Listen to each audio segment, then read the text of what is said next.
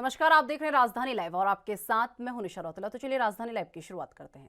दिल्ली सरकार अपनी निःशुल्क तीर्थ यात्रा योजना के तहत बुजुर्गों को ओडिशा में जगन्नाथपुरी यात्रा के लिए भेजेगी। अधिकारियों ने रविवार को ये जानकारी दी है। कोविड महामारी के कारण पुरी में पिछले 2 साल रथ यात्रा का आयोजन नहीं हो सका था और इस साल 1 जुलाई से यात्रा की शुरुआत हुई है। सरकारी अधिकारियों के मुताबिक आपको बता दें कि मुख्यमंत्री तीर्थ यात्रा योजना के तहत बुजुर्ग तीर्थयात्रियों को लेकर 2 ट्रेनें 11 जुलाई और 28 जुलाई को पुरी रवाना होंगी।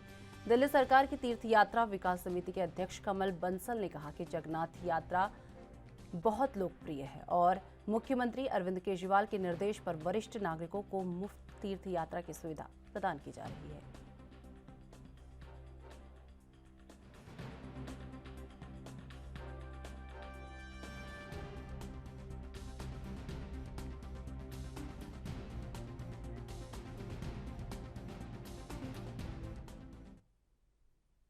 तो इस खबर पर अधिक जानकारी के लिए हमारे संवाददाता राजीव तिवारी हमारे साथ जुड़ चुके हैं। राजीव, जिस तरीके से दिल्ली सरकार मुख्यमंत्री तीर्थ योजना जो है शुरू करने जा रही है, तो इसे लेकर क्या कुछ अपडेट आपके पास है? देखिए, बिल्कुल सही कहा आपने। यहाँ पर बात करें दिल्ली सरकार की तीर्थ यात्रा योजना के तहत अब बुजुर्गों को हमारे कह सकते हैं जगन्नाथपुरी की यात्रा कह सकते हैं रथ यात्रा जो है वो देखने को मिलेगी। और लगातार कहीं ना कहीं जिस तरीके से दिल्ली सरकार बुजुर्गों के लिए लगातार कहीं ना कहीं प्रयास करती है कि उनको कह सकते हैं तीर्थ यात्राओं पर लेके जाया जाए, और दिल्ली सरकार इसका सारा खर्च जो है वो खुद अपने खर्चे पर उठाती है। यानी कि जितने भी बुजुर्ग है जो भी रजिस्ट्रेशन करते हैं उनको कहीं ना कहीं फ्री ऑफ कॉस्ट के अंदर कहते हैं यात्रा करवाई जाती है, चाहे वो वैष्णो देवी की हो या फिर कहे अमरनाथ की हो या फिर जगन्नाथपुरी की हो। लगातार इस तरीके की योजनाएं जो है वो दिल्ली सरकार के द्वारा चलाई जा रही है। और इसी को लेकर रविवार को भी एक बैठक की गई जिसके अंदर रणनीति बनाई गई या फिर कहे बैठक की के अंदर नतीजा ये निकाला गया कि जिस तरीके से जगन्नाथपुरी की यात्रा जो है वो कहीं ना कहीं बुजुर्गों को करवाई जाए। मगर इसको लेकर कहते हैं 11 जुलाई को 11 जुलाई और 28 जुलाई को कह सकते हैं लोगों को लेके जाया जाएगा यहाँ से, और उसके लिए रजिस्ट्रेशन भी करवाया जा रहा है। और 1 जुलाई से इसकी रजिस्ट्रेशन की प्रक्रिया जो है वो स्टार्ट कर दी गई है।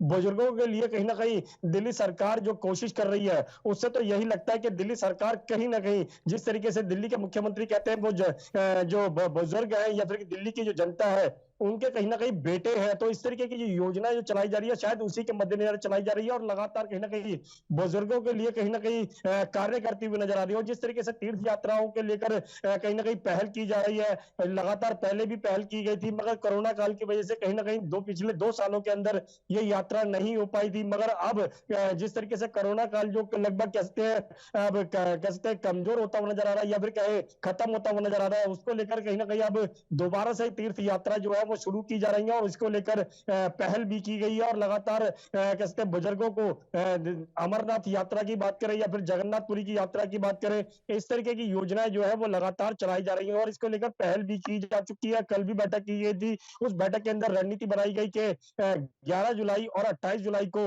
2 ट्रेनों के अंदर इन लोगों को बुजुर्गों को कहते हैं ये तीर्थ यात्रा तक लेके जाया जाएगा। और इस तरीके की पहल जो है वो दिल्ली सरकार अब निरंतर चलाने की कोशिश करती हुई नजर आ रही है। जी राजीव, जिस तरीके से बात की जाए, अभी आपने रजिस्ट्रेशन की बात की, तो रजिस्ट्रेशन को लेकर क्या व्यवस्था की गई है? ये ऑनलाइन रजिस्ट्रेशन होगा या ऑफलाइन ये रजिस्ट्रेशन कराया जाएगा? देखिए, बिल्कुल सही कहा आपने। यहाँ पर बात करें रजिस्ट्रेशन की तो रजिस्ट्रेशन अभी तक जो है वो ऑनलाइन किया जा रहा है ताकि हर तरीके से ये वॉच किया जा सके कि बुजुर्ग कितने हैं, कितनी सीटों पर बिठाना है, उनकी उम्र क्या है। ये सारा रिकॉर्ड जो है वो सिर्फ ऑनलाइन के माध्यम से ही दिल्ली सरकार इकट्ठा कर रही है। और लगातार इसके लिए प्रयास भी किए जा रहे हैं। और जो लोग इसके अंदर जैसे साइबर कैफे नहीं जा सकते या फिर कहीं उनके आसपास जो साइबर कैफे है जो वहां जाकर अपने रजिस्ट्रेशन करा सकते हैं, आधार कार्ड जो भी डॉक्यूमेंट्स उनसे मांगे जा रहे हैं वो उसके अंदर दिए जा सकते हैं। और इसका सारा खर्चा जो है वो सिर्फ दिल्ली सरकार अपने बलबूते पर उठाती हुई नजर आ रही है। तो सीधे सीधे कहे कहीं ना कहीं बुजुर्गों के लिए कहीं ना कहीं उपलब्धि जरूर है जिनके पास पैसे नहीं है और जो यात्रा करने चाहते हैं, या फिर कहे अमरनाथ यात्रा की बात करें, जगन्नाथपुरी की यात्रा की बात करें, वैष्णो देवी की बात करें, इस तरीके की यात्रा है जो कहीं ना कहीं पैसों की वजह से नहीं कर पाते थे या फिर कहे बुजुर्ग होने की वजह से उनके कहीं ना कहीं दिक्कतें आती थी, वो दिक्कतें कहीं ना कहीं दिल्ली सरकार सॉल्व करती हुई नजर आ रही है। और इसी को लेकर जिस तरीके से पहल की जा रही है उससे लगता है कि आने वाले दिनों के अंदर और तीर्थ यात्राओं के लिए कहीं ना कहीं दिल्ली सरकार जो है वो कोशिश करती हुई नजर आएगी। जी राजीव, जिस तरीके से अगर बात की जाए, दिल्ली सरकार इस तरीके की यात्रा का आयोजन कर रही है, तो इस यात्रा में कितने साल तक के बुजुर्गों को इसमें शामिल किया गया है? मतलब कितने साल के बाद के बुजुर्गों को इसमें शामिल किया गया है?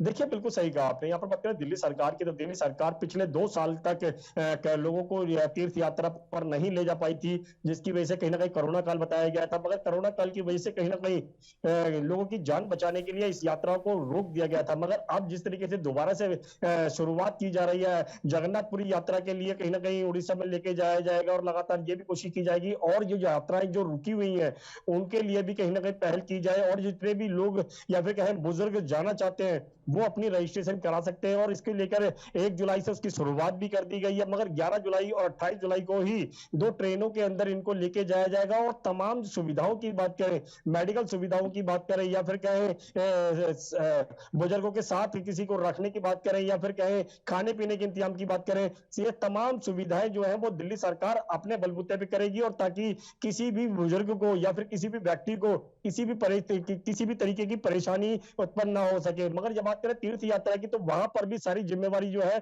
वो दिल्ली सरकार की ही होने वाली है। जी। तो राजीव, जिस तरीके से अगर बात की जाए, 2 साल से ये यात्रा इसलिए नहीं कराई गई क्योंकि यहाँ पर कोरोना की वजह से इस यात्रा को नहीं कराया गया, लेकिन अब जिस तरीके से बुजुर्गों को यहाँ पर भेजा जा रहा है, तो इनका क्या मेडिकल चेकअप भी यहाँ पर किया जाएगा? देखिए, बिल्कुल सही कहा आपने। यहाँ पर बात करें दिल्ली सरकार कोरोना काल की वजह से 2 साल तक तीर्थ यात्राओं को रोक दिया गया था, मगर अब जिस तरीके से शुरुआत की जा रही है ऑनलाइन के माध्यम से या फिर कहें जो बुजुर्गों की मेडिकल चेकअप है, वो कहीं न कहीं इसके अंदर माँगा जाएगा। बिल्कुल ये भी कहा जाएगा कि अपनी मेडिकल रिपोर्ट दीजिए। अगर उनको किसी भी तरीके की दिक्कत है, तो उसके लिए भी डॉक्टरों की टीम बनाई गई है ताकि किसी भी बुजुर्ग को या फिर किसी भी व्यक्ति को किसी भी तरीके की परेशानी ना हो। मगर दिल्ली सरकार जिस तरीके से पहल कर रही है, उससे तो लगता है कि सिर्फ बुजुर्गों के लिए कोशिश की जा रही है और यहाँ तक कि जो बुजुर्गों के साथ एक व्यक्ति ऐसा भी होगा जो उनके परिवार का होगा या फिर कहें उनके जानकार होंगे, जिसकी तरह से जिसके लिए कहीं ना कहीं उनके लिए भी इंतजाम किया जाएगा। मगर लगातार दिल्ली सरकार कहीं ना कहीं बुजुर्गों के लिए कहीं ना कहीं पहल जो कर रही है, वो कहीं ना कहीं सराहनीय बताई जा रही है और बुजुर्ग भी कहीं ना कहीं इस तरीके की पहल से संतुष्ट होते हुए नजर आ रहे हैं। और कहीं ना कहीं तीर्थ यात्राओं की बात करें तो जिस वजह से कहीं ना कहीं पैसों की तंगी की वजह से या फिर कहें उनके साथ कोई नहीं जा पाता था या फिर महंगा पड़ता था,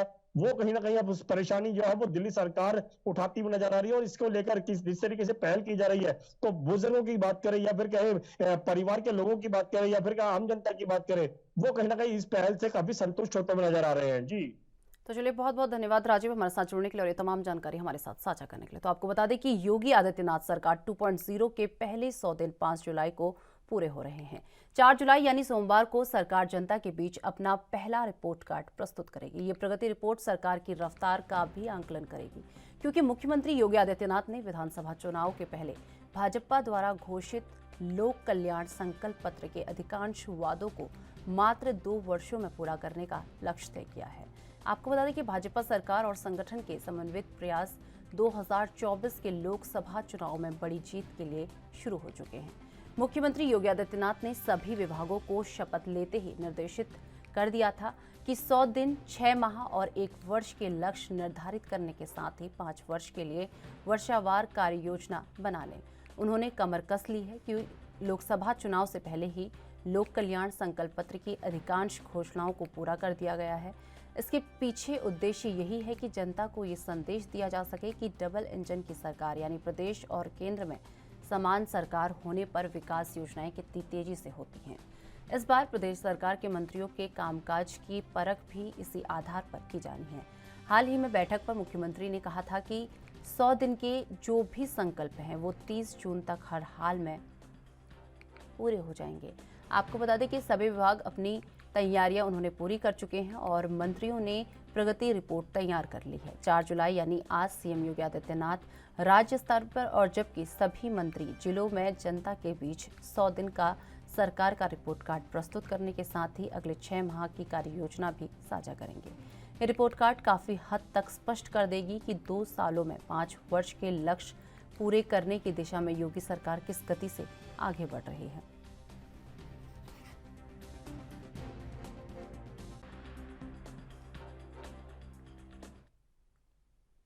तो इस खबर पर अधिक जानकारी के लिए हमारे संवाददाता जितेंद्र चौहान हमारे साथ जुड़ चुके हैं। जितेंद्र, जिस तरीके से अगर बात की जाए योगी सरकार 2.0 के जो 100 दिन हैं वो 5 जुलाई यानी कल पूरे हो जाएंगे। लेकिन उससे पहले यानी आज जो है रिपोर्ट कार्ड, सरकार का रिपोर्ट कार्ड आज जनता के सामने पेश होने वाला है। तो इसे लेकर एक पूरी अपडेट।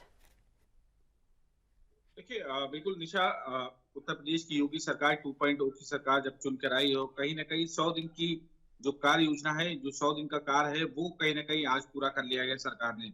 4 जुलाई यानी सोमवार को यानी आज सरकार जनता के बीच पहला रिपोर्ट कार्ड प्रस्तुत करने जा रही है। उत्तर प्रदेश के मुख्यमंत्री योगी आदित्यनाथ 100 दिन की कार्य योजना पर रिपोर्ट कार्ड पेश करेगी और ये प्रगति रिपोर्ट सरकार की रफ्तार का आकलन भी लगाएगी, क्योंकि जिस तरह से आज उत्तर प्रदेश के मुख्यमंत्री योगी आदित्यनाथ 100 दिन की कार्य योजना को लेकर सुरक्षा, सुगमता और सुविधाओं तमाम जो चीजें हैं उनको लेकर प्रेस कॉन्फ्रेंस करेंगे। और मुख्यमंत्री योगी आदित्यनाथ के प्रेस कॉन्फ्रेंस के बाद उत्तर प्रदेश में 100 दिन में कितना काम हुआ उसको लेकर कहीं ना कहीं जब रिपोर्ट पेश की जाएगी तो जाहिर सी बात है कि सरकार की जो स्पीड है, सरकार की जो प्रगति है, उस पर कहीं ना कहीं आकलन जरूर लगाया जा सकता है। क्योंकि मुख्यमंत्री योगी आदित्यनाथ ने विधानसभा चुनाव से पहले जो भाजपा द्वारा घोषित लोक संकल्प कल्याण पत्र था, उसके अधिकांश वादों को मात्र 2 वर्ष में पूरा करने का लक्ष्य तय किया था कि 2 वर्ष में जितने भी मैनिफेस्टो में चीजें दी गई वो 2 वर्ष में पूरी हो जाएगी। और उसी को देखते हुए भाजपा सरकार और संगठन के सामंजस्य प्रयास से 2024 के चुनाव में बड़ी जीत के लिए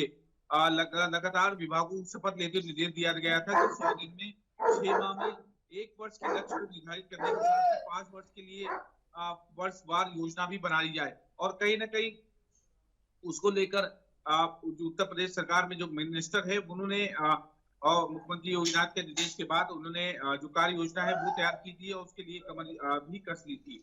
संकल्प पत्र की अधिकांश घोषणा पूरा कर लिया गया। इसके पीछे उद्देश्य है कि जनता को यह संदेश दिया जाके कि डबल इंजन की सरकार सरकार को होने से विकास की योजनाओं में काफी गति मिलती है, काफी तेजी से विकास हो सकता है। और कहीं ना कहीं इस बार प्रदेश सरकार के मंत्रियों की परख इसी आधार पर भी की जाएगी। और साथ ही साथ हाल में एक बैठक मुख्यमंत्री ने कहा था 100 दिन में जो संकल्प पत्र है वो 30 जून तक हर हाल में पूरा कर लिया जाए। तो सभी विभाग अपनी तैयारियां अपनी पूरी कर ली, ऐसा मुख्यमंत्री योगी आदित्यनाथ ने निर्देश दिया था। और साफ तौर पे कहा जा सकता है कि 100 दिन की योजना पर जबकि सभी मंत्रियों को जनता के बीच 100 दिन के लेकर सरकार का रिपोर्ट कार्ड प्रस्तुत करे, अगले 6 महीने की कार्य योजना भी साझा करे और काफी रिपोर्ट हद तक 2 वर्षों के लक्ष्य पूरे करने की दिशा में सरकार ने काम भी पूरी कर ली है। तो कुल मिला के अभी हाल में ही 30 जून तक जो 60 दिन की कार्य योजना है सरकार ने उसको पूरा कर लिया है। और सरकार को पूरा करने के साथ साथ वो कहा जा सकता है कि आज मुख्यमंत्री योगी आदित्यनाथ सभी विभागवार पूरी कार्य योजना बताएंगे प्रेस कॉन्फ्रेंस करके। और साफ तौर पे कहा जा सकता है प्रेस कॉन्फ्रेंस बताने के साथ साथ आगे की जो प्रगति है उसका कहीं ना कहीं आकलन लगाया जा सकता है। और लोकसभा चुनाव को लेकर कितनी तैयार है उत्तर प्रदेश की सरकार, उस पर भी कहीं ना कहीं फोकस होगा। जितेंद्र, जिस तरीके से बात की जाए अगले 6 महीने की कार्य योजना का भी यहाँ पर जो है उन्हें भी साझा किया जाएगा। तो अगले महीने की जो अगले महीने की जो कार्य योजना है उसमें क्या क्या कार्य जो है शामिल किए गए हैं? देखिए बहुत से कार्य है और चाहे सुरक्षा की, महिला सुरक्षा की बात की जाए, विकास की बात की जाए, तो ऐसे कई अहम मुद्दे हैं जिस पर विभागवार मुख्यमंत्री योगी आदित्यनाथ ने निर्देश दिया था कि वो विभागवार योजनाएं तैयार कर ले, कार्य योजना तैयार करे। और साथ साथ इस कार्य योजना को 100 दिन का टारगेट दिया, क्योंकि ये कहा गया था कि पिछले कार्यकाल में कि 1 साल पर जनता को रिपोर्ट सौंपा गया था और इस बार 100 दिन का रिपोर्ट कार्ड पूरा करेगी सरकार, क्योंकि 100 दिन की जो कार्य योजना है वो कल पूरी हो जाएगी। कल सरकार को 100 दिन पूरे हो जाएंगे और 100 दिन पर कितने काम हुए उत्तर प्रदेश में वो जमीनी हकीकत को बताने का मुख्यमंत्री योगी आदित्यनाथ काम करेंगे। जितेंद्र, जिस तरीके से बात की जाए योगी सरकार जो है आज अपना रिपोर्ट कार्ड पेश करने वाली है, तो अभी तक जितना काम योगी सरकार द्वारा किया गया है इसे लेकर लोग कितना खुश नजर आ रहे हैं? ऐसे काम है, चाहे एक्सप्रेसवे की बात की जाए, चाहे शिक्षा के क्षेत्र में बात की जाए, तो ऐसे तमाम चाहे चिकित्सा क्षेत्र में, क्योंकि चिकित्सा के क्षेत्र में भी लगातार सरकार प्रयासरत है और जिलों का विकास ही वो लोकसभा को तय करेगा। लोकसभा चुनाव में किसकी जीत होगी, प्रधानमंत्री पद पे कौन बैठेगा, उस पर कहीं ना कहीं सरकार की फोकस है। और जनता की बात की जाए तो ऐसे कई कदम उठाए गए हैं। जब से पेट्रोल डीजल के दामों जो वृद्धि हो रही थी उस पर काबू पाया गया, उस पर कटौती गिरी। और विकास कार्यों की बात की जाए, शिक्षा के क्षेत्र में बात की जाए और चाहे अभी हाल में ही फायर स्टेशनों का लोकार्पण किया जाए, तो ऐसे तमाम मुद्दे हैं जिस पर कहीं ना कहीं जनता के कार्यों को या जनता की जमीनी हकीकत बताने के लिए सरकार बिल्कुल प्रयासरत है। जितिन, जिस तरीके से बात की जाए रिपोर्ट कार्ड की, अगर बात की जाए तो इस रिपोर्ट कार्ड में सबसे ज्यादा जो फोकस रहा वो किस क्षेत्र में रहा है? देखिए, आज मुख्यमंत्री योगी आदित्यनाथ रिपोर्ट कार्ड पेश करेंगे और पेश करने के बाद साफ तौर पे आंकड़ों का पता चल जाएगा कि आंकड़े में सबसे ज्यादा यूं कहें कि विकास किस क्षेत्र में किया गया है। और कहीं न कहीं 100 दिन की कार्य योजना के बताने के बाद उत्तर प्रदेश के मुख्यमंत्री योगी आदित्यनाथ का साफ तौर पे कहा जा सकता है कि वो साफ हो पाएगा कि किस क्षेत्र में सबसे ज्यादा धनराशि लगाई गई, किस क्षेत्र में सबसे ज्यादा विकास किया गया। तो अभी थोड़ा सा इंतजार करना होगा, मुख्यमंत्री की प्रेस कॉन्फ्रेंस बाद साफ हो जाएगा कि आखिरकार किस क्षेत्र में 100 दिनों में सबसे ज्यादा फोकस किया सरकार ने। तो चलिए, बहुत बहुत धन्यवाद जितेंद्र हमारे साथ जुड़ने के लिए और ये तमाम जानकारी हमारे साथ साझा करने के लिए। तो आपको बता दें कि पंजाब में आम आदमी पार्टी की सरकार का आज कैबिनेट विस्तार होगा। आज शाम 5 बजे पंजाब सरकार में नए मंत्रियों को राजभवन में शपथ दिलाई जाएगी।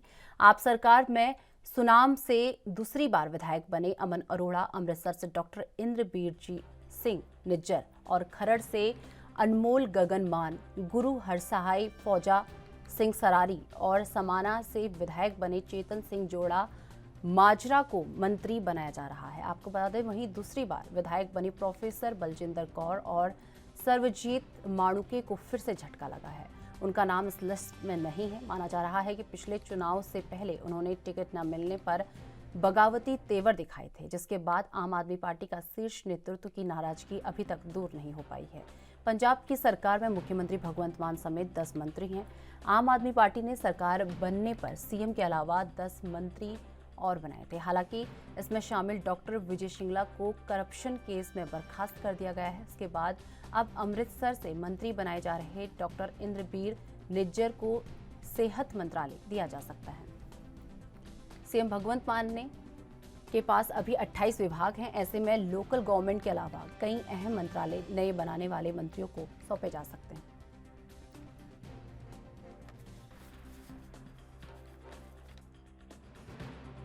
आपको बता दें कि आज पंजाब में आम आदमी पार्टी सरकार अपना कैबिनेट का विस्तार करने जा रही है, जिसमें आपको बता दें कि 5 नए मंत्री इसमें शामिल होंगे और शाम 5 बजे इन मंत्रियों को शपथ यहां पर दिलाई जाएगी। और इसी के साथ 5 मंत्रियों का नाम इस लिस्ट में शामिल किया गया है और इसमें 2 लोगों को इसमें बड़ा झटका भी लगा है। और तो आपको बता दें कि पंजाब में आम आदमी पार्टी की सरकार का आज कैबिनेट विस्तार होगा। आज शाम 5 बजे पंजाब सरकार में नए मंत्री को राजभवन में शपथ दिलाई जाएगी। आम सरकार के सुनाम से दूसरी बार विधायक बने अमन अरोड़ा, अमृतसर से डॉक्टर इंद्रबीर सिंह निज्जर, खरड़ से अनमोल गगन मान, गुरु हरसहाय फौजा सिंह सरारी और सामना से विधायक बने चेतन सिंह जोड़ा माजरा को मंत्री बनाया जा रहा है। वहीं दूसरी बार विधायक बनी प्रोफेसर बलजिंदर कौर और सर्वजीत माणुके को फिर से झटका लगा है। उनका नाम इस लिस्ट में नहीं है।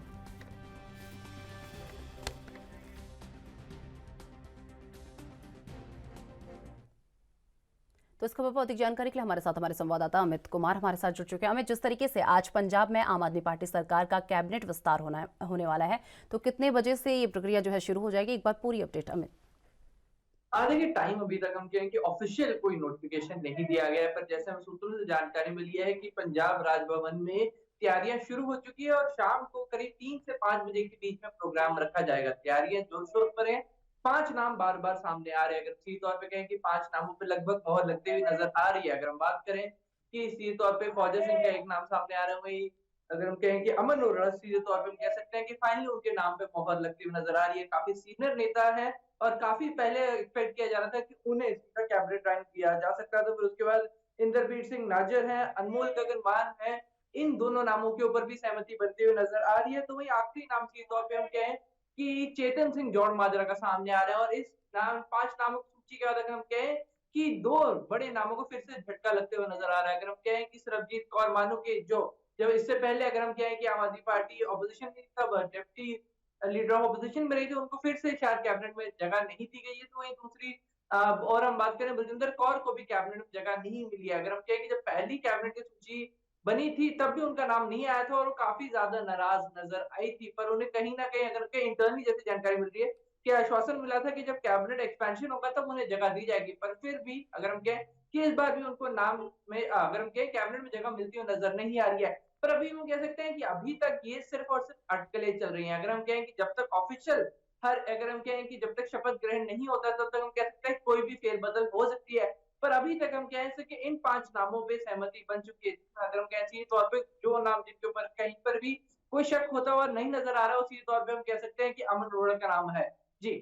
हमें जिस तरीके से अभी आपने बात की कि 2 बड़े नामों पर यहाँ पर झटका लगते हुए नज़र आ रहा है, तो क्यों इन 2 बड़े नामों पर यहाँ पर झटका लगते हुए नज़र आ रहा है? हाँ, देखिए सीधे तौर पे हम कहें कि जैसे चर्चाएँ चल रही थी निशांत, सबसे पहले ये था कि एक महिला को कैबिनेट में दोबारा जगह मिल सकती है, पर सवाल ये था कि वो कौन होगी? तो यहाँ पे जहाँ पे पहले अटकलें चल रही थी कि या तो सरबजीत कौर मानू की कैबिनेट में जगह मिलेगी या फिर बलजिंदर कौर को मिलेगी, पर इन दोनों से हट के जैसे सामने आया कि तीसरा नाम अगर हम कहें सिर्फ अनमोल गगन मान का नाम सामने आ गया। तो कहीं न कहीं अगर हम कहें कि जो पहले प्रायोरिटी सीधे सरबजीत कौर मानू के बलजिंदर कौर किसी एक को में से किसी एक को चुनने का था, तो उसकी जगह एक तीसरा ऑप्शन लाया गया। अगर हम कहें कि अनमोल गगन मान, अगर हम कह सकते हैं कि नया चेहरा नहीं है पार्टी के लिए, पहले भले ही पार्टी के लिए पहली बार विधायक बनी हो, पर वो नया चेहरा नहीं है, क्योंकि हम कह सकते हैं कि जब हम कहें कि ऑपोजिशन में ही सीधे तौर पे हम कह सकते हैं कि आम आदमी पार्टी, तभी उन्होंने ज्वाइन किया था। यूथ विंग के प्रधान रहे थे, मीठे के साथ उन्होंने ज्वाइंट वर्क किया था सीधे तौर पे, और एक बड़ी फैन फॉलोइंग के साथ उन्होंने आम आदमी पार्टी ज्वाइन की थी, और एक लंबे समय हम कह सकते हैं कि पार्टी के साथ हैं, तो उनको मौका कहीं न कहीं इस बात से देखते हुए हमें लग रहा है कि दिया गया है, क्योंकि सरबजीत कौर मानुके और बलजिंदर कौर के बीच में किसी एक को चुन पाना पॉसिबल नहीं था, कि दोनों में किसी न किसी एक की नाराज़ होने के चांसेस। तो पार्टी ने एक सेफ साइड जाते हुए शायद एक तीसरा चेहरा अनमोल गगन मान का चुना है, जो खुद एक काफ़ी प्रभावी चेहरा है। पंजाब पंजाब में एक नामी सिंगर है, और आप देखें अभी भी यूथ की मेजर फैन फॉलोइंग उनके साथ है, क्योंकि देख सकते हैं कि फैन फॉलोइंग की हम बात करते हैं तो यूथ काफ़ी हद तक आम आदमी पार्टी से नाराज़ होता हुआ नज़र आ रहा है, जैसे 2 साल इंसिडेंट के बाद। तो लगातार हम कह सकते हैं कि यूथ को भी कहीं न कहीं विचार में रखा गया है कि यूथ के लिए हमने कुछ करना है और यूथ को अपनी तरफ वापस लाना है। और इसके लिए हम कह सकते हैं कि कैबिनेट में अनमोल गगन मान को जगह देना सीधे तौर पे एक तरीके से यूथ को वापस लुभाना है। जी। हमें जिस तरीके से बात की जाए, जो ये 5 नाम मंत्रियों में शामिल किए गए हैं, क्या वोट बैंक को देखते हुए ये निर्णय लिया गया है? देखिए वोट बैंक अगर हम कहें कि एज़ सच वोट बैंक इसमें ज़्यादा नज़र नहीं आ रहा। हम कह सकते हैं कि सिर्फ़ एक चीज़, अगर हम कहें कि पार्टी में प्लेसमेंट की हम बात करते हैं, चाहे हम बात कर लें कि इंदरबीर सिंह निज्जर की बात कर लें या फिर हम चेतन सिंह जौहर-माजरा की कर लें, तो हम ये कह सकते हैं वोट बैंक नहीं कंसिडर करेंगे वैसे। इससे हम देख सकते हैं पार्टी खुद को स्टेबलाइज़ करने की कोशिश कर रही है। जो कैबिनेट बन रहे हैं, इससे लोगों को खुश रखने की कोशिश की जा रही है। अगर हम कहें इसे एक मेजर, अगर हम कहें कि पार्टी को स्टेबल करने के लिए तो आप कह सकते हैं अमन अरोड़ा को जगह दी गई है। अमन अरोड़ा काफ़ी टाइम से एक्सपेक्ट कर रहे थे, एक सीनियर नेता थे, और कहीं न कहीं जो पहली कैबिनेट बनी थी तो एक्सपेक्टेशन रखी गई थी कि उनको बड़ी रिस्पॉन्सिबिलिटी पहली कैबिनेट जो अगर हम कहें जो कैबिनेट विस्तार है उसमें ही दे देनी चाहिए थी, पर वो चीज़ नहीं हो पाई।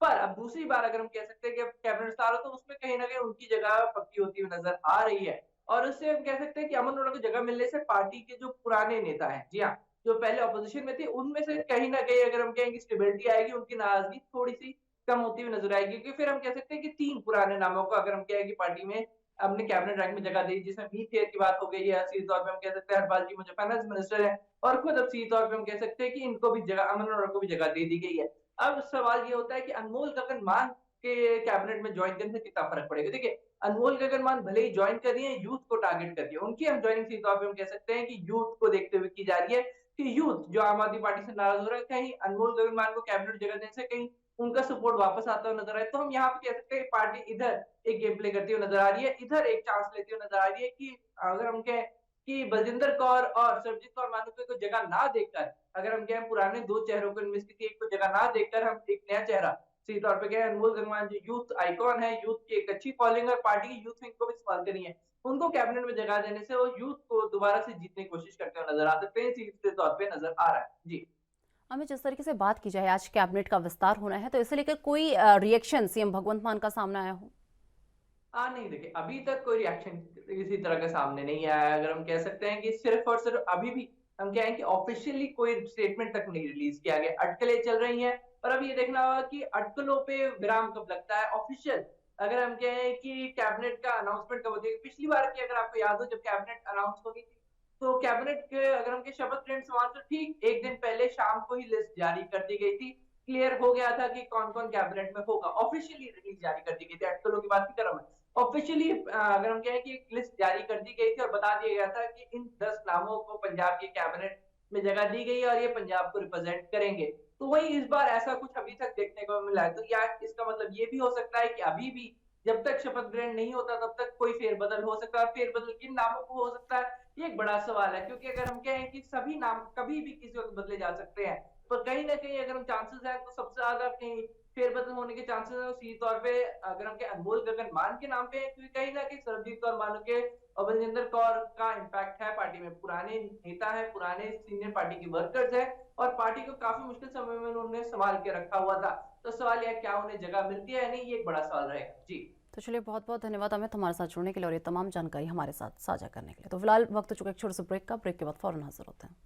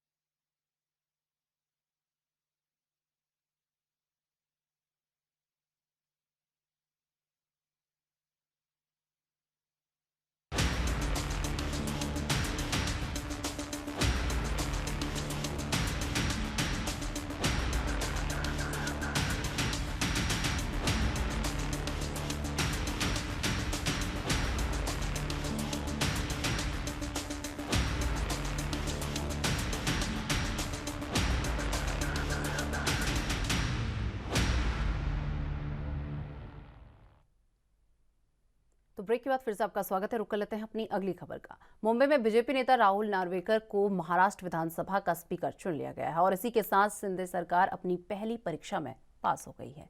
अध्यक्ष पद के चुनाव को कल होने वाले बहुमत परीक्षण से पहले सेमीफाइनल माना जा रहा है। सोमवार को सदन में मुख्यमंत्री एकनाथ शिंदे को बहुमत सिद्ध करना है और विधानसभा अध्यक्ष पद के लिए हुए चुनाव में बीजेपी नेता राहुल नार्वेकर को 164 मत मिले, जबकि विपक्ष के उम्मीदवार को 107 वोट मिले। शिवसेना के उद्धव ठाकरे के नेतृत्व वाले गुट ने शिंदे खेमे के 16 विधायकों को निलंबित करने के लिए सुप्रीम कोर्ट का रुख किया है। उस स्थिति में बहुमत का आंकड़ा 137 पर आ गया जाएगा। आपको बता दें कि 16 वोट कम होने पर एकनाथ शिंदे देवेंद्र फडणवीस सरकार के पास बहुमत के पास 148 वोट होंगे। हालांकि सभी 39 बागी विधायकों को अयोग्य घोषित कर दिया जाता है तो सत्तारूढ़ गठबंधन जादुई संख्या से आगे निकल जाएगा। आज के मतदान से पता चलता है कि 39 विधायकों के निलंबन से बहुमत का आंकड़ा 125 हो जाएगा। राहुल नार्वेकर को 164 वोट मिले हैं, इसीलिए 39 वोट कम होने पर भी सत्तारूढ़ गठबंधन सुरक्षित रहेगा। इससे साफ है कि उद्धव ठाकरे के नेतृत्व वाले गुट के पास सदन में बहुमत हासिल करने के लिए पर्याप्त संख्या बल नहीं है। हालांकि आज समाजवादी पार्टी और AIMIM के विधायकों ने वोट नहीं डाला और भले ही वे कल वोट दें, फिर भी उद्धव ठाकरे के गठबंधन के पास जीतने के लिए पर्याप्त वोट नहीं होंगे।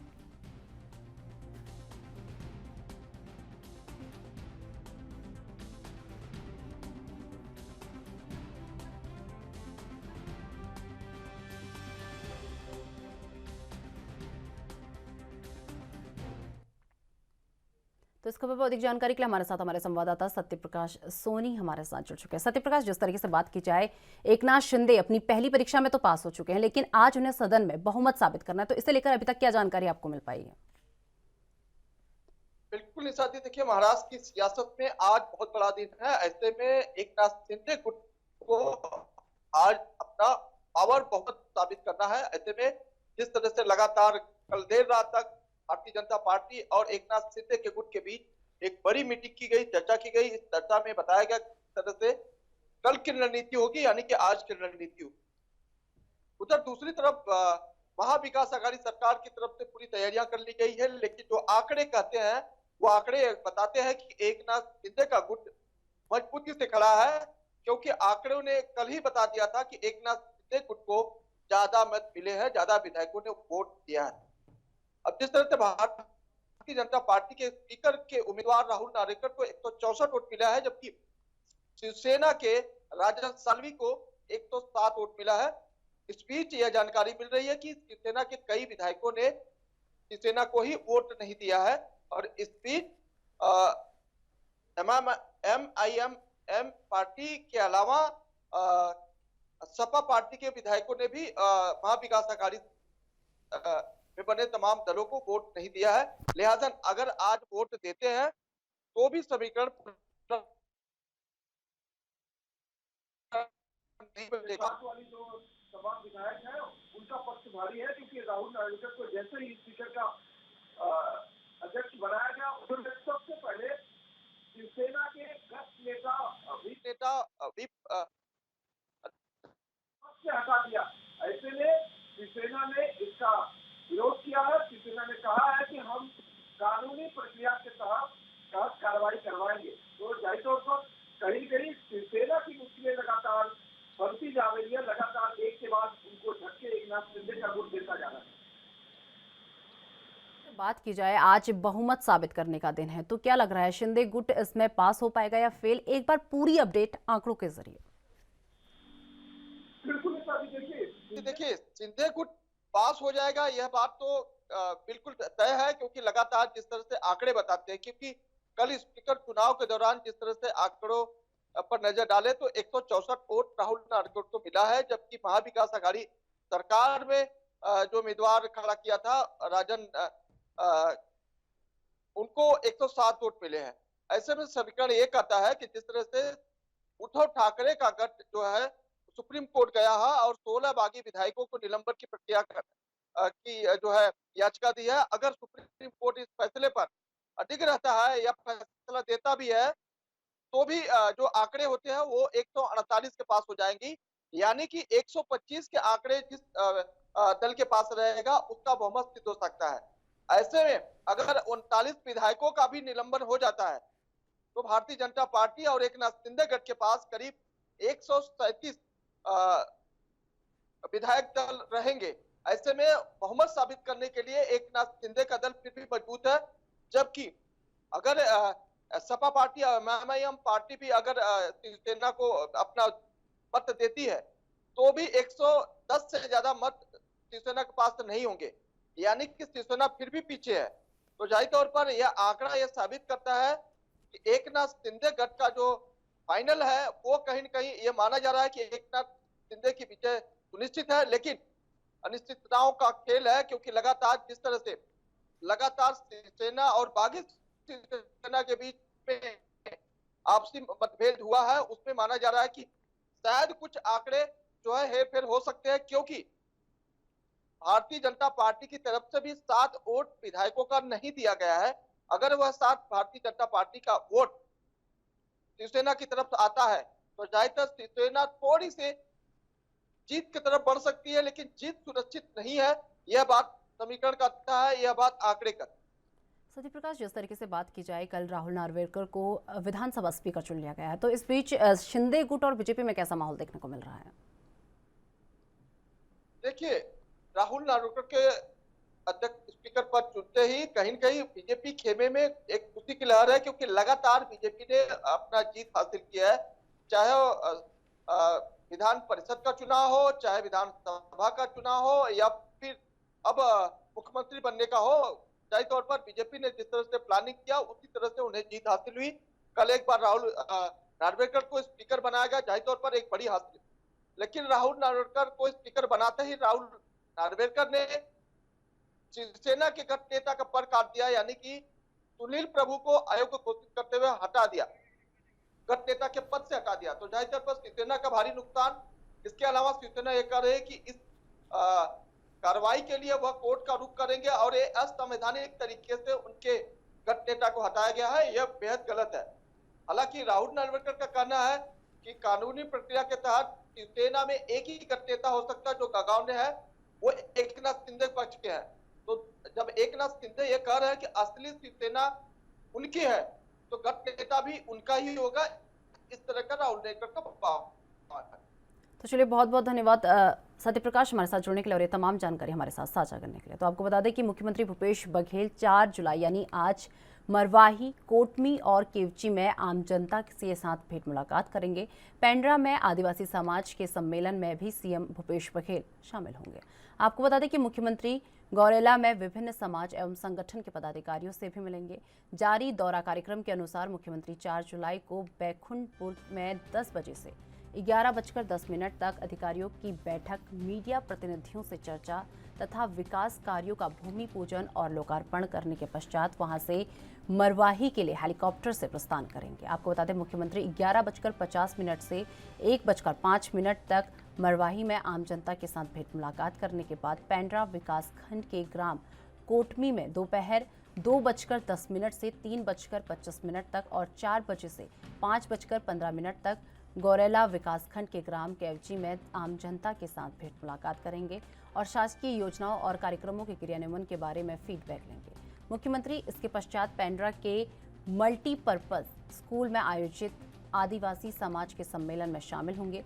मुख्यमंत्री 7:30 बजे रात्रि 9:30 बजे तक गौरेला में विभिन्न समाज और संगठनों के प्रतिनिधियों से मुलाकात करेंगे। मुख्यमंत्री गौरेला में ही रात्रि विश्राम करेंगे।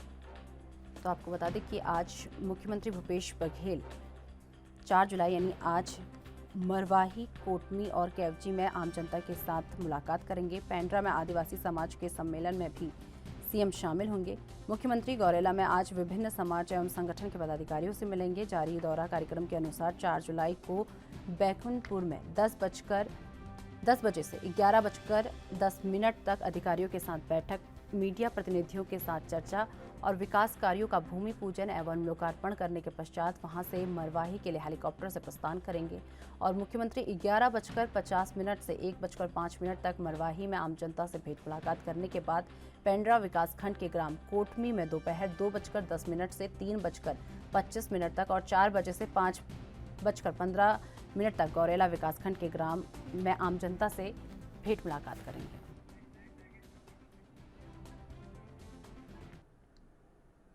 तो इस खबर पर अधिक जानकारी के लिए हमारे साथ हमारे ब्यूरो चीफ स्वाति कौशिक जी हमारे साथ जुड़ चुके हैं। स्वाति जी, जिस तरीके से अगर बात की जाए सीएम भूपेश बघेल आज भेंट मुलाकात करने वाले हैं, सबसे पहले आज दिन भर का क्या क्या कार्यक्रम सीएम भूपेश बघेल का रहने वाला है, उसे लेकर एक अपडेट दे दीजिए।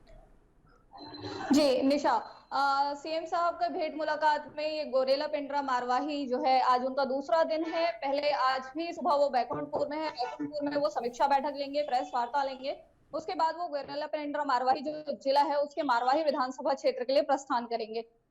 समीक्षा बैठक जो है उसमें अधिकारी मौजूद रहेंगे, वहां के जो लोकल नेता हैं, विधायक हैं, वो सभी मौजूद रहेंगे और विकास कार्य कहाँ तक पहुंचा है, योजनाओं का लाभ लोगों तक कहाँ तक पहुंचा है, इन सारी चीजों पर समीक्षा बैठक ली जाएगी और इन सभी विषयों पर चर्चा करते हुए क्या कैसा निष्कर्ष निकलता है, इस पे आगे की जो चीजें हैं वो निर्भर करेंगी।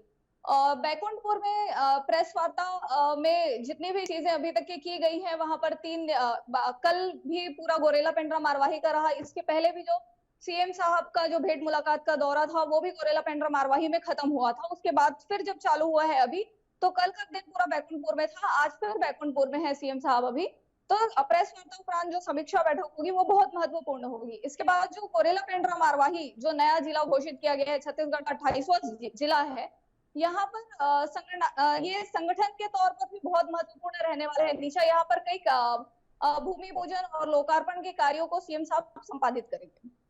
स्वाति जी, जिस तरीके से बात की जाए भेंट मुलाकात कार्यक्रम आज सीएम भूपेश बघेल करने वाले हैं, तो क्या क्या बातें इस भेंट मुलाकात कार्यक्रम में हो सकती हैं?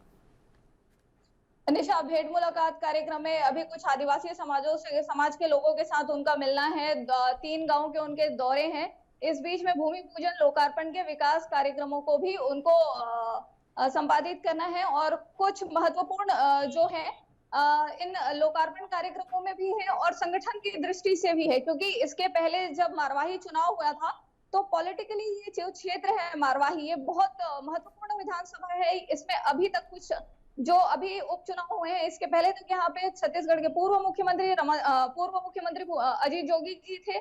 उसके बाद उनके निधन के बाद यहाँ पर उपचुनाव हुए हैं, स्वाति तो जी, उपचुनाव उपरांत ये उनका पहला दौरा रहेगा। स्वाति जी, जिस तरीके से बात की जाए, आज सीएम भूपेश बघेल जो है विभिन्न कार्यों की भूमि पूजन और यहाँ पर लोकार्पण भी कर सकते हैं, तो कौन कौन से कार्यों का यहाँ पर भूमि पूजन और लोकार्पण होगा? जी निशा, यहाँ पर कई पुल पुलियों के निर्माण के लिए निर्माण का कार्य किया जाना है, उसके लिए है। स्कूलों के लिए कुछ कार्यक्रम है। क्रीड़ा क्षेत्र में जल जीवन मिशन अंतर्गत कुछ पंप हाउसों के निर्माण के लिए है। इसी तरह के कुछ सामाजिक काम है जिनके भूमि पूजन और लोकार्पण का कार्यक्रम किया जाना है। और जिस तरीके से आज सीएम भूपेश बघेल अधिकारियों के साथ बैठक लेने वाले हैं, तो इस बैठक में क्या कुछ अहम रह सकता है स्वाति जी? देखिए, जो भी समीक्षा बैठक होती है उसमें निष्ठा सीधा सीधा सा मुद्दा यही रहता है सीएम साहब का कि योजनाएं जो सरकार द्वारा बनाई गई हैं उनका संपादन कैसे हो रहा है, वो लोगों तक, आम जनता तक कैसे पहुंच रहा है। ये उनका हमेशा मेन विषय रहता है कि जो भी योजनाएं हैं, जिससे नरवा गरवा घुरवा बाड़ी उनकी बहुत महत्वाकांक्षी योजना है। प्रदेश में गौठानों की जो योजना चल रही है, गोबर खरीदने की, वो बहुत महत्वपूर्ण योजना है। विद्यालयों की स्थिति कैसे चल रही है, क्योंकि अभी प्रदेश में आत्मानंद विद्यालयों की संख्या को बढ़ाया गया है। तो ये इन सारी चीजों को लेकर उनका बहुत ध्यान रहता है कि किसान जन सामान्य कैसी स्थिति में है, इसको लेकर वो हमेशा चर्चा करते हैं अधिकारियों से। योजना जो सरकार द्वारा बनाई गई है वो कहाँ तक क्रियान्वयन है, कहाँ तक फलीभूत हो रही है और कहाँ तक लोगों तक पहुंच रही है, क्या दिक्कतें आ रही हैं, इन सारे विषयों पर वो चर्चा करते हैं। स्वाति जी, जिस तरीके से बात की जाए, आज सीएम भूपेश बघेल जो है आदिवासी सम्मेलन में भी शामिल होने वाले हैं, तो उनके साथ आज आदिवासी सम्मेलन में कौन कौन और चेहरे जो हैं शामिल हो सकते हैं? देखिए, अभी आदिवासी सम्मेलन में आदिवासी जो नेता हैं वो तो रहेंगे ही, साथ में जो क्षेत्रीय विधायक और अधिकारियों के रहने की संभावनाएं बताई जा रही है। तो चलिए, बहुत बहुत धन्यवाद स्वाति जी, आप हमारे साथ जुड़ी और ये तमाम जानकारी आपने हमारे साथ साझा की। आपको बता दें, हिमाचल प्रदेश कांग्रेस अध्यक्ष और सांसद प्रतिभा सिंह ने कहा कि अग्निपथ योजना के तहत की जा रही भर्तियों से देश में बेरोजगारी का आंकड़ा और बढ़ेगा। पार्टी सर्वे करवा रही है और सर्वे रिपोर्ट के आधार पर टिकट आवंटन किया जाएगा। सक्षम और सर्वे में अव्वल रहने वालों को उम्मीदवार बनाया जाएगा। इसमें ये नहीं देखा जाएगा कि वो मेरा करीबी है या मेरा समर्थक है या किसी और का समर्थक है। आगे प्रतिभा सिंह ने कहा कि ये दुर्भाग्यपूर्ण है कि गुड़िया मामले को इतना तूल दिया जा रहा है। आंकड़े बयां करते हैं कि भाजपा सरकार के समय बच्चियों के साथ दुष्कर्म के मामले हुए। प्रदेश सरकार न्याय दिलाने में असफल रही और भाजपा सरकार ने इसके लिए किसी भी प्रकार की गाइडलाइंस नहीं बनाई गई, ना ही महिला सुरक्षा के लिए कोई बड़े कदम उठाए। महिला सुरक्षा उनकी प्राथमिकताओं में शामिल है और इसके लिए प्राथमिकता के तौर पर गाइडलाइन तैयार कर ली गई हैं। और इसी के साथ आपको बता दें कि कांग्रेस ने सदैव विकास के नाम पर चुनाव लड़ा है। वीरभद्र सिंह ने प्रदेश में एक समान विकास किया है और वो सब जनता के सामने है। प्रदेश कांग्रेस अध्यक्ष प्रतिभा सिंह ने कहा कि गुड़िया के असली हत्यारे अभी भी बाहर घूम रहे हैं और कांग्रेस सत्ता में आती है तो गुड़िया के परिवार से बात करेंगे। वो मामले की दोबारा जांच करवाना चाहते हैं तो कांग्रेस इस मामले की दोबारा जांच शुरू करेगी। पालमपुर में पत्रकारों के सवालों के जवाब में प्रतिभा ने कहा कि गुड़िया मामले में उनके बयान को तोड़ मड़ोड़ कर पेश किया गया। उन्होंने कहा था कि छोटी सी गुड़िया के साथ ये घटना हुई, जबकि उनकी बात को छोटी सी बात कहकर हल्ला मचाया गया था। कांग्रेस के मुद्दे को भटकाने का प्रयास किया जा रहा है। लोकसभा चुनाव में भी कारगिल पर उनके बयान को गलत दर्शाया गया। आपको बता दें कि घटना का पता चलते ही सबसे पहले वो ही गुड़िया के घर गई थी और पूर्व मुख्यमंत्री ने ही इसकी जांच सीबीआई को सौंपी थी। इसके बाद भाजपा सरकार ने ना जांच करवाई, ना ही इसकी सीबीआई जांच का कुछ पता चला। कांग्रेस संगठनों पर नियुक्तियों पर उठ रहे सवालों पर कहा कि संगठन में काम करने वाले लोगों को ही विभिन्न संगठनों में जिम्मेदारी सौंपी जाएगी।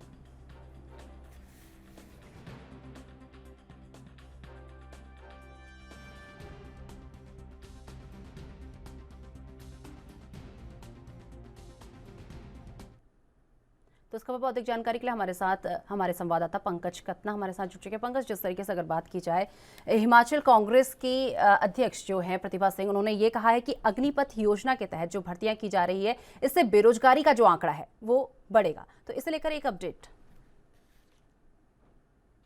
बिल्कुल, कल पत्रकारों से वार्ता करते हुए प्रतिभा सिंह ने साफ तौर पर कहा है कि जो ये योजना शुरू की गई है वो युवाओं के हित में नहीं है। कहीं ना कहीं इससे जो रोजगार देने की बजाय बेरोजगारी का आंकड़ा बढ़ेगा। और उन्होंने यहाँ पर पत्रकारों को जो गुड़िया मामला हुआ है उसको लेकर काफी बातें जो है वो की है। उन्होंने साफ तौर पर कहा था कि मेरे बयान को तोड़ मरोड़ कर भारतीय जनता पार्टी के लोगों ने पेश किया है और करगिल के मामले में भी इसी प्रकार मेरे बयान को तोड़ा मरोड़ा गया था, पर लेकिन इसका लाभ भारतीय जनता पार्टी को नहीं मिलेगा। पंकज, जिस तरीके से अगर बात की जाए, प्रतिभा सिंह ने बीजेपी पर साफ निशाना साधा है और कहा है कि जो गुड़िया के हत्यारे हैं वो आज भी बाहर घूम रहे हैं। इसे लेकर क्या अपडेट आपके पास है? जी बिल्कुल, उन्होंने साफ तौर पर इस पे भारतीय जनता पार्टी की सरकार को घेरने का पूरा प्रयास किया। उन्होंने कहा है कि पहले भारतीय जनता पार्टी के कार्यकर्ता गुड़िया मामले को लेकर जगह जगह प्रदर्शन कर रहे थे। जब उनकी सरकार बन गई तो उन्होंने एक बार भी अपडेट लेने की कोशिश नहीं की और ना ही गुड़िया के परिवार वालों से कोई जानकारी दी और ना ही सीबीआई से कुछ इसकी रिपोर्ट तलब की। उनका साफ तौर पर कहना है कि अगर हमारी सरकार सत्ता में आती है तो हम महिला को लेकर गाइडलाइंस जो है वो जारी करेंगे, एक बड़े स्तर पर गाइडलाइंस जारी करेंगे और साथ में गुड़िया के अगर परिजन कहेंगे कि इस मामले की दोबारा से जांच हो तो हम वो भी करवाने के लिए पूरी तैयारी करके बैठे हैं। पर लेकिन गुड़िया के परिवार वालों की ओर से ये कहना जरूरी है कि हाँ, हमारी बेटी को इंसाफ नहीं मिला है, आप जानकारी जो है इसके बारे में दे और जो दोषी आज भी बाहर घूम रहे हैं उनको पकड़ाए। तो चलिए, बहुत बहुत धन्यवाद पंकज, आप हमारे साथ जुड़े और ये तमाम जानकारी आपने हमारे साथ साझा की। तो आपको बता दें कि जम्मू कश्मीर से उत्तराखंड के दौरे पर आई भाजपा महिला मोर्चा की राष्ट्रीय सचिव और उत्तराखंड महिला मोर्चा की प्रभारी रेखा कुमारी ने भाजपा की महिला कार्यकर्ताओं के साथ बैठक कर 3 दिवसीय प्रशिक्षण शिविर की जानकारी दी है। आपको बता दें कि भाजपा का शीर्ष नेतृत्व जल्द ही देश के हर एक राज्य में 3 दिवसीय प्रशिक्षण शिविर का आयोजन करने जा रहा है, जिसमें पार्टी कार्यकर्ताओं को पार्टी के इतिहास से संबंधित तमाम जानकारियां इसमें दी जाएंगी और खास तरह की ट्रेनिंग भी इसमें दी जाएगी। उत्तराखंड महिला मोर्चा की प्रभारी रेखा कुमारी ने बताया कि भाजपा प्रदेश कार्यालय में प्रशिक्षण शिविर के संबंध में हुई बैठक में ट्रेनिंग कैंप के वक्ताओं की जगह और तिथि को लेकर इसमें चर्चा हुई है और जल्द ही संगठन महामंत्री और प्रदेश अध्यक्ष से बात करके इस 3 दिवसीय प्रशिक्षण शिविर की तिथि भी घोषित की जाएगी।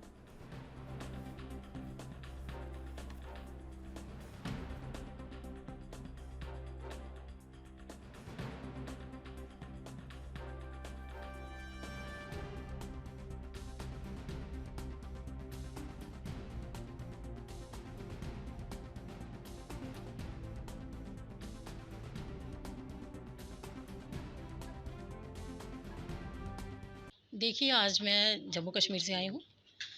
स्पेशली हमारे यहाँ पे कार्यक्रम हमारे चल रहे हैं पूरे भारतवर्ष के अंदर। पार्टी की ओर से हमारे ट्रेनिंग कैंप चल रहे हैं, प्रशिक्षण शिविर 3 दिन का हमारा प्रशिक्षण शिविर रहता है, जिसमें हमारे कार्यकर्ताओं की जो है ट्रेनिंग होती है। तो उसी के रिलेटेड मैं यहाँ की प्रभारी हूँ उत्तराखंड की महिला मोर्चा की। उसी के नाते मैं यहाँ पे आज आई थी, हमारी बैठक थी। हमारे आदरणीय महामंत्री राष्ट्रीय दीप्ति रावत जी मेरे साथ थी और यहाँ के प्रदेश की पूरी टीम भी हमारे साथ थी। तो उसी के ऊपर हमने बैठक की है, आज चर्चा की है कि कहाँ पर क्या किया जाएगा, क्या डेट होगी, क्या-क्या विषय रहेंगे, कौन-कौन वक्ता होंगे, उसी के ऊपर आज हमारी चर्चा हुई। अभी तक नहीं हुई है, अभी हम संगठन से बात करेंगे। हमारे प्रदेश अध्यक्ष जी हैं, हमारे संगठन महामंत्री जी हैं, उनके साथ जब बात होगी तो फिर डेट और वेन्यू जो तय किया जाएगा। किन-किन विषयों को लेकर ये प्रशिक्षण होने वाला है? क्या कुछ खास रहने वाला है इसमें? खास हमारे अलग-अलग सत्र रहते हैं, इसमें विषय रहते हैं, जैसे हमारे भारतीय जनता पार्टी का इतिहास हो गया, जैसे महिलाओं की क्या भूमिका है और चुनौतियां क्या हैं, महिलाओं के समक्ष क्या-क्या चुनौतियां रहती हैं राजनीति के अंदर, और इस तरह के हमारे पार्टी के रिलेटेड कई सारे विषय रहते हैं जिस पर। तो इस खबर पर अधिक जानकारी के लिए हमारे साथ हमारे संवाददाता अस्करी जाफरी हमारे साथ जुड़ चुके हैं। अस्करी, जिस तरीके से अगर बात की जाए, भाजपा महिला मोर्चा की सचिव रेखा कुमारी ने भाजपा की कार्यकर्ताओं के साथ बैठक की है, महिला कार्यकर्ताओं के साथ उनकी ये बैठक हुई है। तो इस बैठक को लेकर क्या क्या जानकारी अभी तक आपको मिल पाई है? देखिए निशा, भारतीय जनता पार्टी राष्ट्रीय स्तर पर पूरे जो राज्य हैं पूरे देश में हर एक राज्य में 3 दिवसीय प्रशिक्षण शिविर का आयोजन करने जा रही है, जिसमें तमाम जो नेता हैं वो शामिल होंगे, तमाम जो वक्ता हैं वो शामिल होंगे।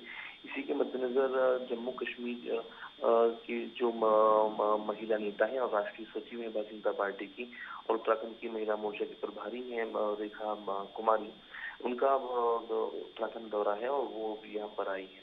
प्रशिक्षण शिविर को लेकर के तमाम जो महिला नेत्रियां हैं प्रदेश की, उनके साथ उनका डिस्कशन हुआ है कि आने वाले वक्त में जब तारीख तय हो जाएगी प्रशिक्षण शिविर की, तो उसमें किस तरह से हमें अपनी उपस्थिति दिखानी है और किस तरह से हमें उसमें रहना है। इसको लेकर के तमाम जो नेत्रियां हैं उनके साथ जो है विचार विमर्श हुआ है। खुद राष्ट्रीय महामंत्री दीप्ति रावत वो भी इस बैठक में मौजूद थी। तो ये कहीं न कहीं माना जा रहा है, क्योंकि जिस तरह से अगर हम बात करें भारतीय जनता पार्टी की, तो वो वक्त-वक्त पर तमाम जो ट्रेनिंग कैंप है उनका आयोजन करती रहती है, ताकि जो कार्यकर्ता हैं उनको तमाम जानकारियाँ रहें पार्टी के बारे में, पार्टी के इतिहास के बारे में उसमें बताया जाता है और किस तरह से हमें राजनीति में आगे बढ़ना है और क्या-क्या चुनौतियाँ खासतौर से महिलाओं के सामने आती है राजनीति को लेकर के, इन तमाम विषयों पर विचार-विमर्श होना है।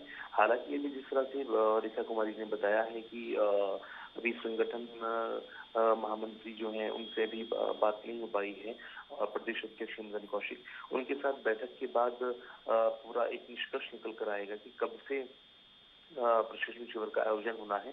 अभी तारीख तय नहीं हुई है, हालांकि बैठकों का दौर जारी है और किस तरह से प्रशिक्षण शिविर में जो है अब अपनी हाजिरी दिखानी है और किस तरह से उसमें पेश आना है तमाम नेताओं के सामने।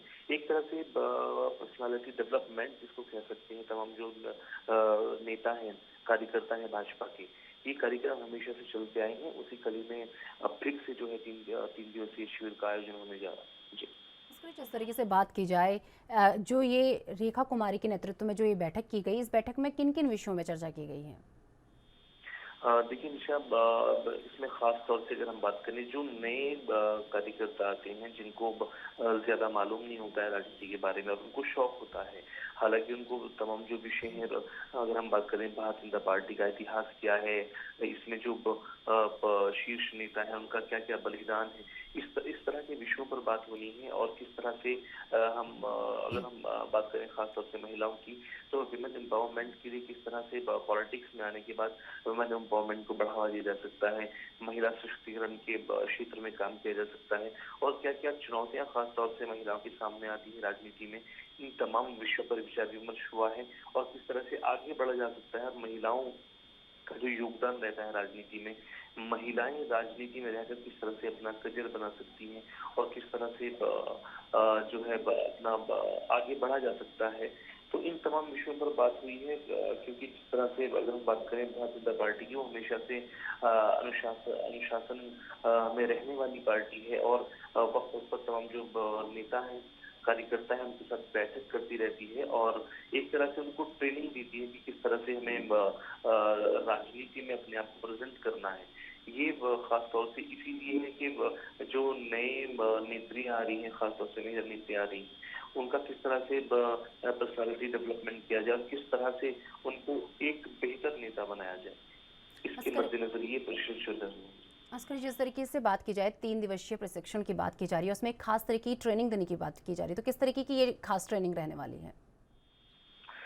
देखिए निशा, इसमें सबसे पहले जो वक्ता होंगे वो ये सिखाएंगे कि आपको राजनीति में किस तरह की भाषा का इस्तेमाल करना है, आपको राजनीति में किस तरह के जो है भाषण उसका इस्तेमाल करना है और किस तरह की शब्दावली का आपको इस्तेमाल करना है। ये खास तरह की ट्रेनिंग दी जा रही है ताकि जो है भारतीय जनता पार्टी जो है आगे चलकर अपने किसी भी वक्ता को लेकर बदनाम ना हो। इस तरह की ट्रेनिंग इसमें दी जानी है कि आपको किस तरह की शब्दों का इस्तेमाल करना है और एक तार्किक जो है आपको बहस करनी है। अगर आप मान लीजिए किसी टीवी डिबेट में बैठते हैं, कोई आप एज अ मीडिया पैनलिस्ट बैठते हैं, तो आपको एक बिल्कुल बहुत तर्कसंगत बातें रखनी है। इस तरह की ट्रेनिंग इसमें दी जानी है क्योंकि इस तरह से अभी हाल ही में भाजपा की पूर्व प्रवक्ता है अनुपुर शर्मा, उनके द्वारा जो बयान दिया गया, पूरे देश में आपने देखा कि इस तरह के माहौल बना, तो इसको देखते हुए तमाम जो है बातें आ रही हैं सामने और विचार विमर्श चल रहा है तमाम नेताओं का कि एक खास तरह की ट्रेनिंग दी जाए।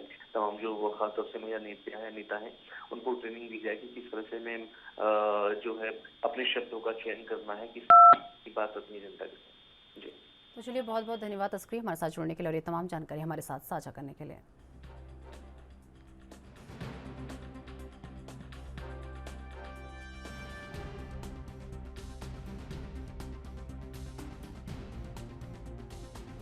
तो चलिए, मेरे साथ फिलहाल राजधानी लाइव में बस इतना ही। देश दुनिया की तमाम बड़ी खबरों के लिए देखते रहिए ANB न्यूज़। नमस्कार।